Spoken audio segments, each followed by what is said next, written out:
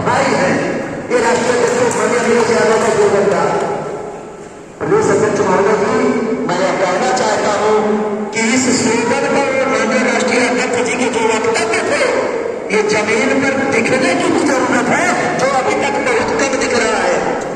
और साथ ही साथ मैं अपने शोषित वंचितों के मसीहा के रूप में माननीय रामचंद्र राजभर जी के सम्मान में नतमस्तक हूं, क्योंकि ये ताकतवर मसीहा हम आप लोगों को, हमारे लोगों को सिर्फ पर्जा पर्जा पर्जा ही कहा गया, लेकिन अगर मैं पर्जा से किसी ने पुर्जा, इस राजवादी पार्टी का पुर्जा बनाने का काम किया, तो उसका श्रेय मैं माननीय रामचंद्र राजभर जी को देना चाहता हूं।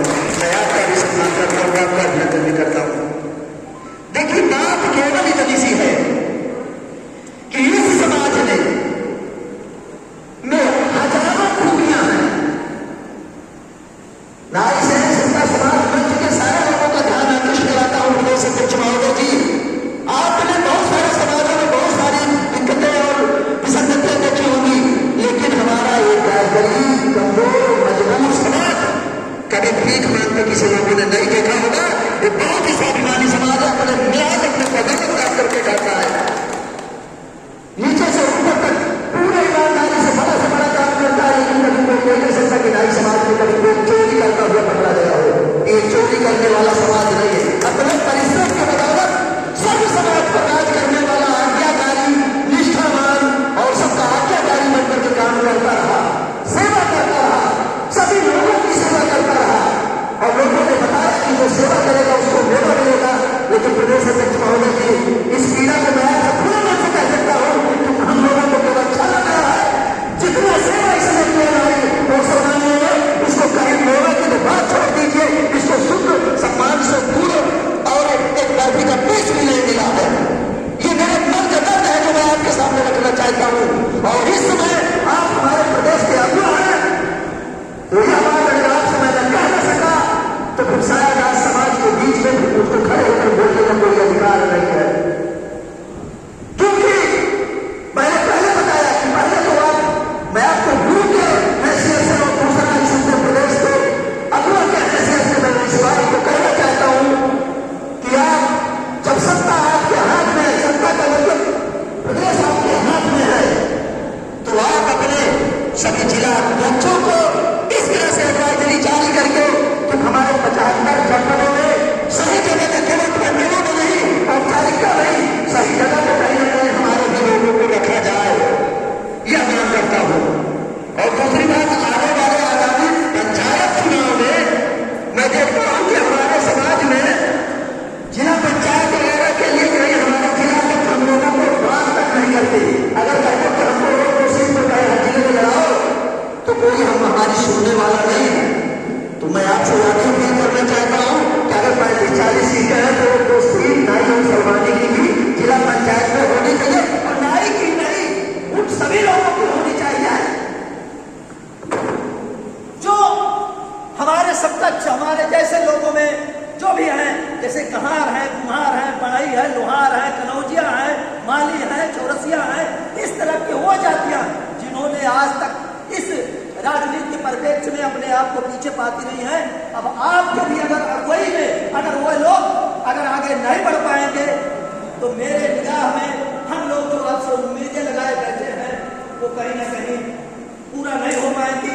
पूरे विश्वास के साथ मैं कह रहा हूं कि आपसे पूरा विश्वास है प्रदेश अध्यक्ष महोदय जी कि यह काम हमको लगता है कि आपके करकमलों से और माननीय महासचिव महोदय श्री रामचंद्र राजभर जी के करकमलों के द्वारा हमारे उत्तर प्रदेश का संपूर्ण वह लोग जो लोग आज तक राजनीति में पीछे हैं, उनको पंचायत चुनाव में और आने वाले 2027 में उनको विधानसभा विधान परिषद भेजने का काम जो है आप करेंगे।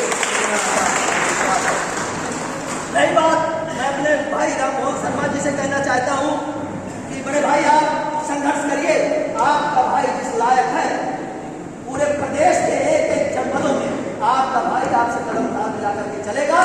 और यही नहीं हर तरह की सेवाओं में संघर्ष करने की जरूरत पड़ेगी तो आपके साथ लाठी खाने का भी काम करूंगा और लाठी चलाने का भी काम करूंगा। जरूरत पड़ी स्वास्थ्य सेवाओं में तो ब्लड देने का भी काम करूंगा, दवाई कराने का भी काम करूंगा।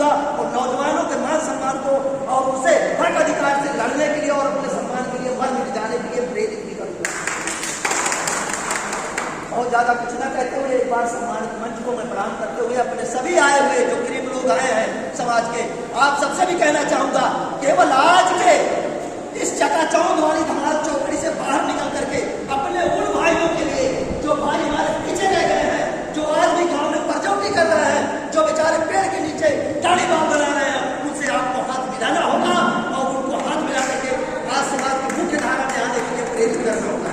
जब वो मीटिंगों में आएंगे तब उनमें बदलाव आएगा, तब उनकी सोच बदलेगी। जब तक हम उनके लिए काम नहीं करेंगे तब तक इस मंच का और किसी चीज का कोई मतलब नहीं। हमारे समाज में बहुत बड़े बड़े पद पर लोग भी हैं, बड़े बड़े कर्मचारियों में भी लोग हैं, लेकिन कोई जात छुपा करके जीता है, कोई किस तरह से जीता है। और लेकिन जब मंच की बात आती है तो लोग मंच पे आकर के माला फूल लेने का काम करते हैं।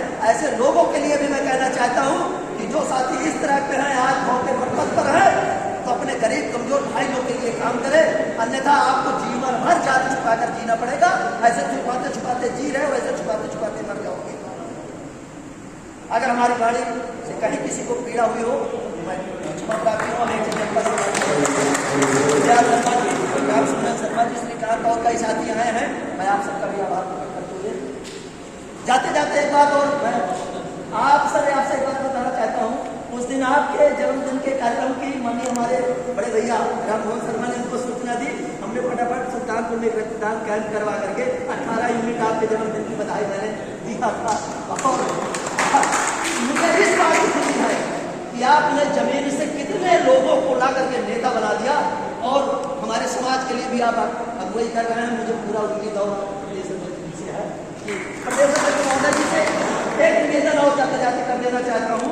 बालिया में हमारी एक 14 साल की बेटी के साथ न्याय होता, टीम पूरी गई थी वहां, 2 साल तक 3 विधायक, एमएलसी और जिला अध्यक्ष और हमारे सब समाज के लोग गए थे।